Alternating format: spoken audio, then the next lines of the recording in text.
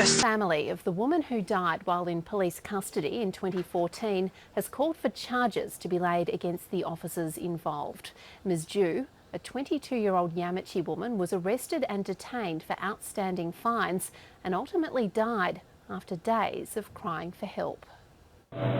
These blurry images documented the final hours of Ms. Ju as the seriously injured woman was repeatedly taken to and fro between the South Headland Watch House to the Headland Health Camp. It was a whitewashing of what happened to Miss Du.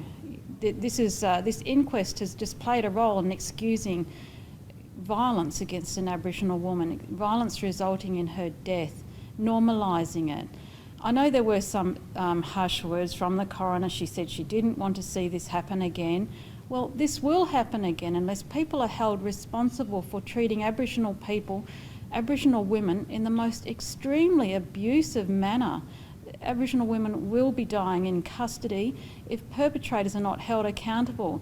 In this case, we had police and health officials who treated Ms. Du in the most inhumane manner, who didn't care about her right to life, and they have all been excused, and that's unforgivable. He said, "How much alcohol do you use? How much alcohol do you use?"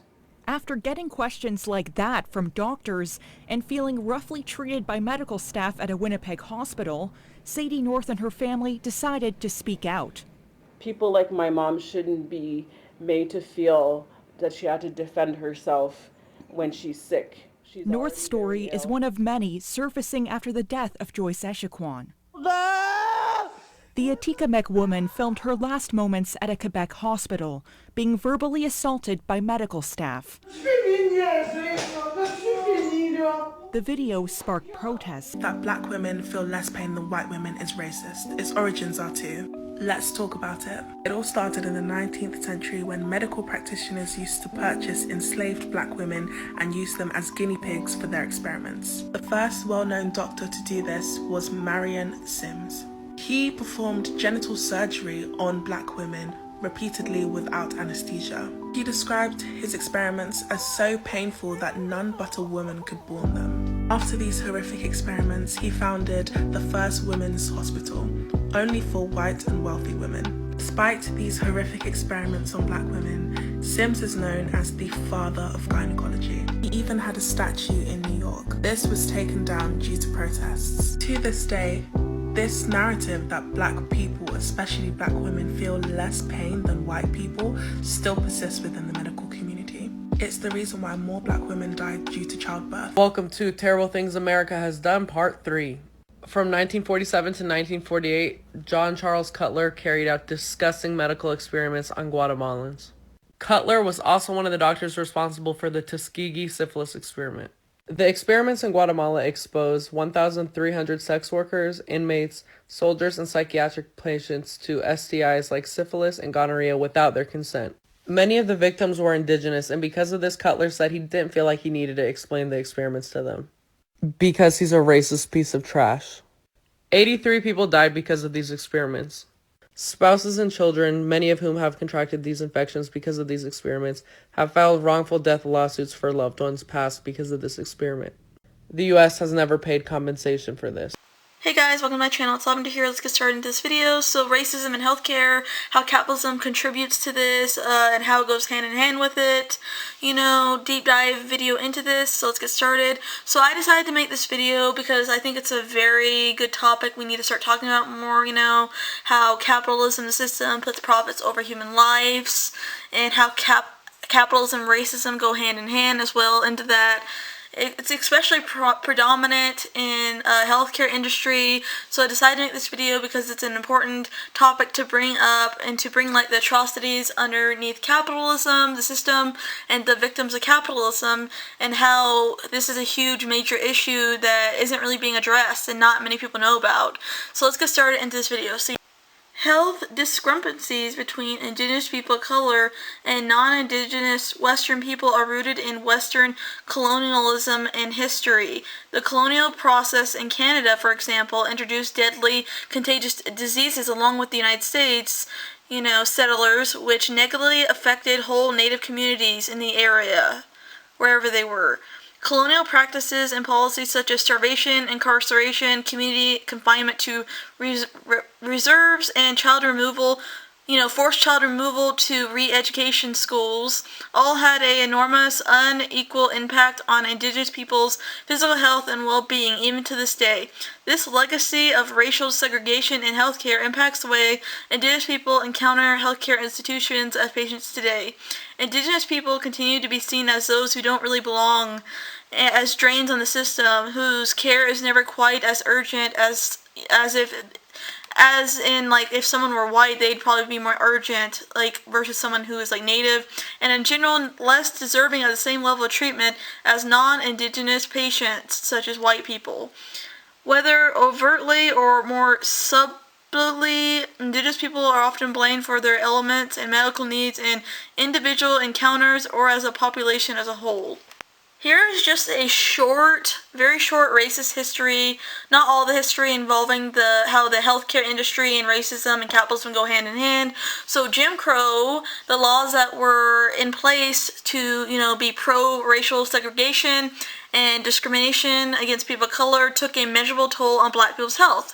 There has been an association and a correlation between Jim Crow laws and premature mortality rates for African Americans born underneath those laws. There has been a citing of a variety of potential reasons for this link, including the lack of access to aquatic medical care, access exposure to environmental hazards such as pollution, economic deprivation, and the physiological toll of dealing with racism as a part of daily life. Although Jim Crow laws were abolished in the mid-1960s, their efforts ensure to this day that, the trauma has been done. Black women born before 1965 and Jim Crow laws states are to this day more likely than those born at the same time in other states to have estrogen receptor negative breast tumors, which are more aggressive and less responsive to traditional chemotherapy. Dr. J. American Sims is known as the founding father of genealogy. He earned this title through contributions made by experimenting on enslaved black women. Sims went on later to offer the procedure that he did on these enslaved black women without anesthetics, and he opened up a facility in Europe to wealthy white women who were sedated, and had anesthetics. Sims is known as the founding father of genealogy, but he has a horrible legacy behind it because he was operating on enslaved women who couldn't consent to this, and he didn't have any type of pain relief or anesthesia during and afterwards. So these people would wake up, the slaves would wake up in severe pain. Some almost even died. A victim of his is known as Lucy. She was an enslaved 18-year-old girl who almost died after Sims operated on her, attempting to fix her postpartum urinary incontinence. One enslaved woman, Archa, was another victim of his. She endured at least 30 painful surgeries throughout her time with him. And this doctor, in 2017, the name J. Marion Sims made headlines when someone spray painted the word racist on a statue in New York City Central Park amid nationwide calls to remove monuments to people with ties to the Confederacy. The following spring, city officials took down the statue. These women were considered property by white people and the system white supremacy. These women could not consent because they were slaves. These women also had value to the slave owners for production and reproduction because slaves were routinely raped on a daily basis. How much work they could do in the field, how many enslaved children could they produce. Sims had fucked ideas about the developmental differences between African Americans and white people, namely that African American skulls grew too quickly around their brain, making them less intelligent, which is pure racism because there's no evidence of this.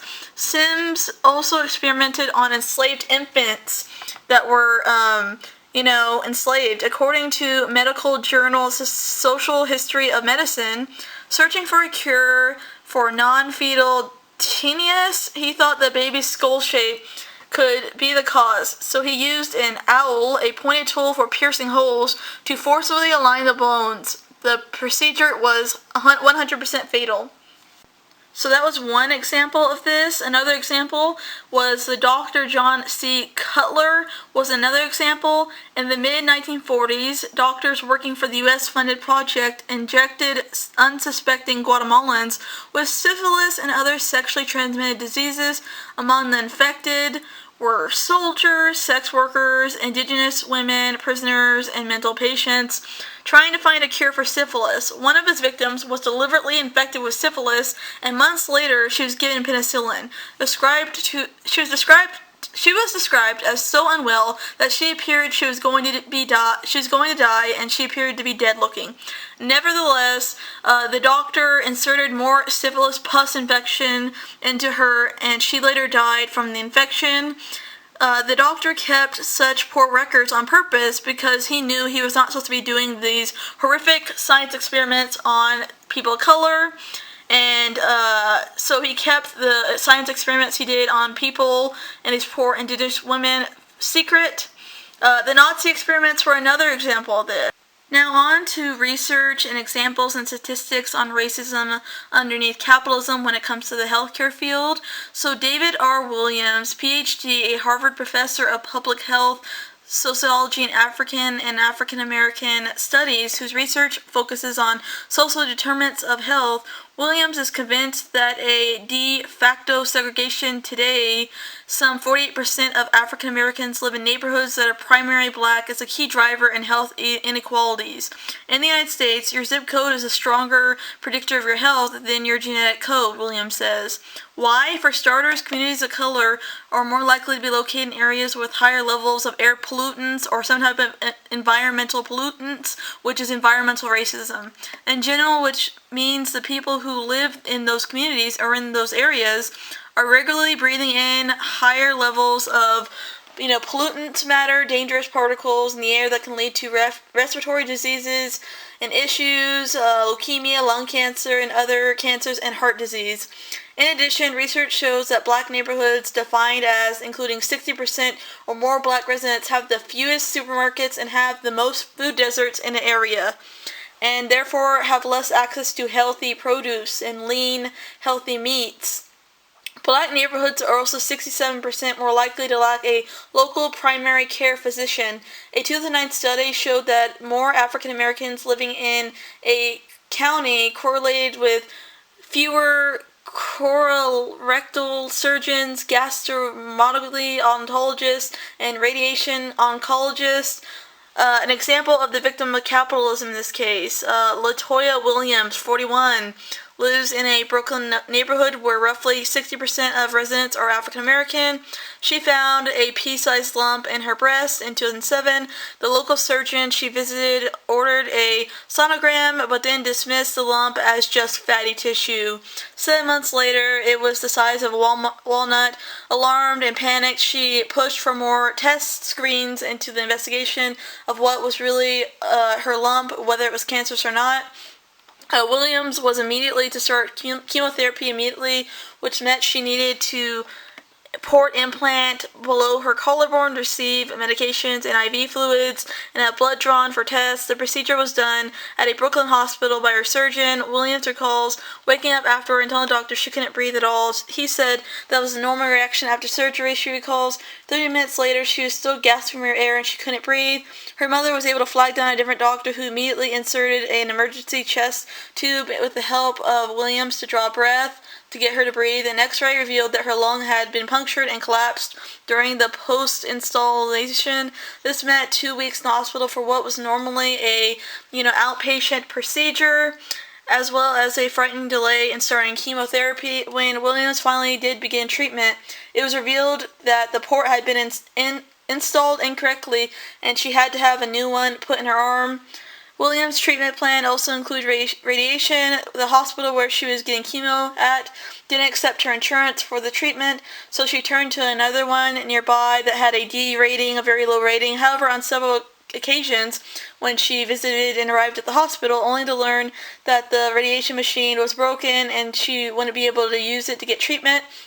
That day, as a result, Williams said her radiation regimen, which was supposed to be complete 8 weeks, took closer to 10 weeks. That's the last thing you need to know when you're already scared for her life, she says.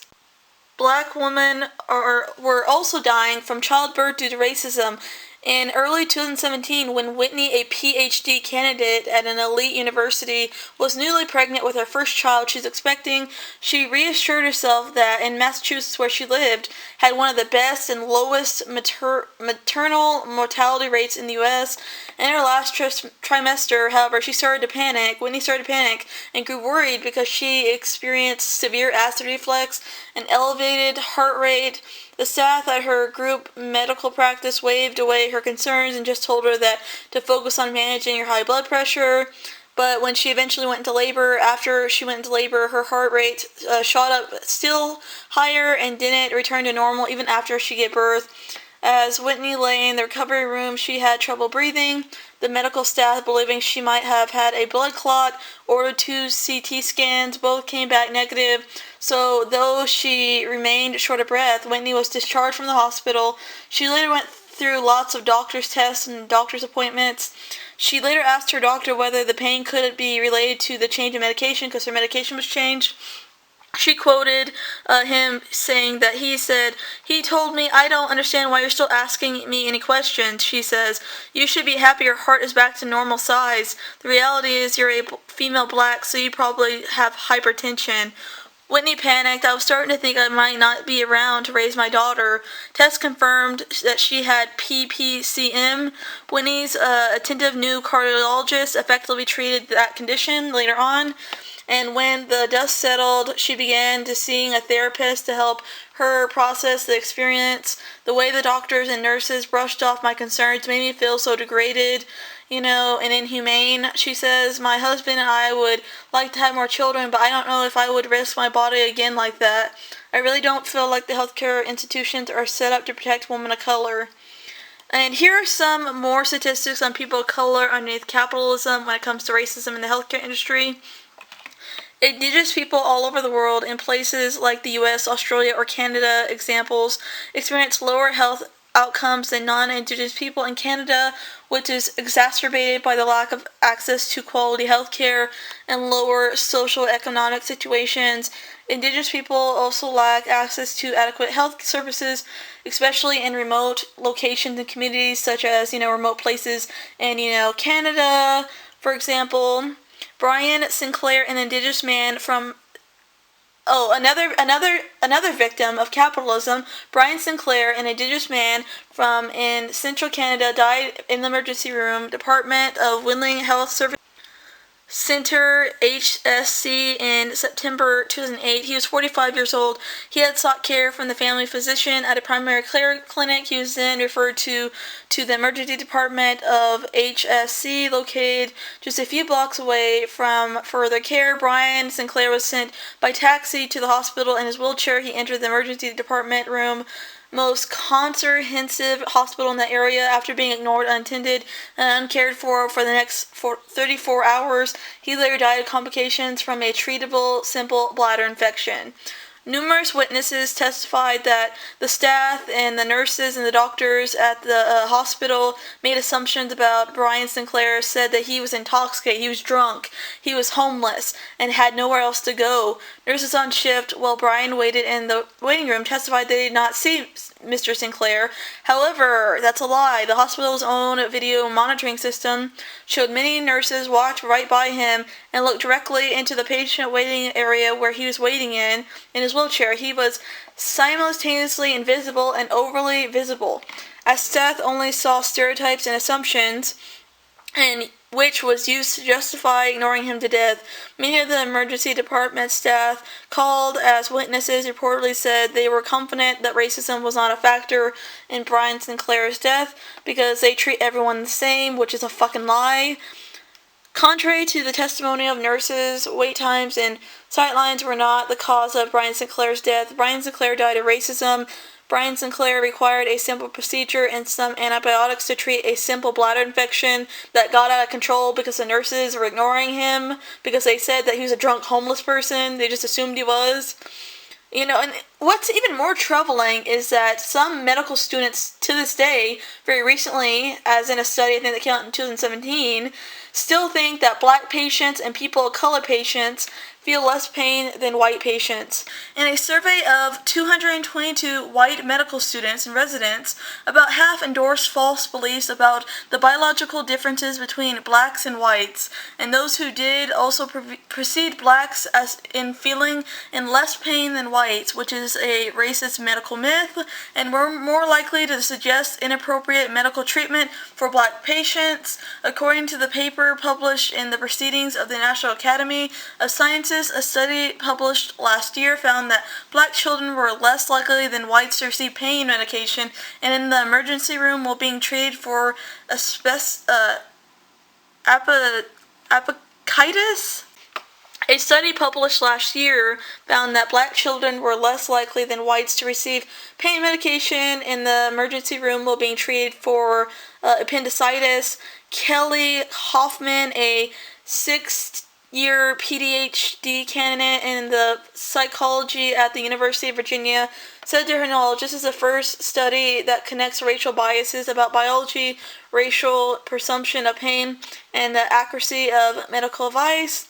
The overall survey included 100 lay people and over 400 medical students and residents of different racial groups, asking them what they thought about statements like black people's nerve endings are less sensitive than that of a white person. Nerve endings. They also asked participants to imagine how much pain white or black individuals will experience in certain situations, like if your hand was slammed into a car door. Researchers also asked medical students to suggest treatment for the patients. They then looked at the relationship between those three categories. There are many false beliefs all around, but for white respondents specifically, the false beliefs correlated with the belief that blacks feel less pain on average. What's more is that the medical students and residents with a higher than average of false beliefs gave less accurate advice, healthcare advice 50% of the time. Dr. Staten said he was disturbed by how many medical students and residents agreed with some of the false beliefs and biases, such as the belief that black people age more slowly than whites, in which 28% of the people surveyed that in this test, the second-year medical students agreed to. Another study into mental health and healthcare, people of color, research shows that African Americans are more likely and more reluctant to use mental health services due to a skepticism about what might happen during the appointment. A psychologist who doesn't understand how gendered racism works, especially in its subtle forms, could easily minimize a woman's concerns or attribute them to low self-esteem or lack of self-confidence.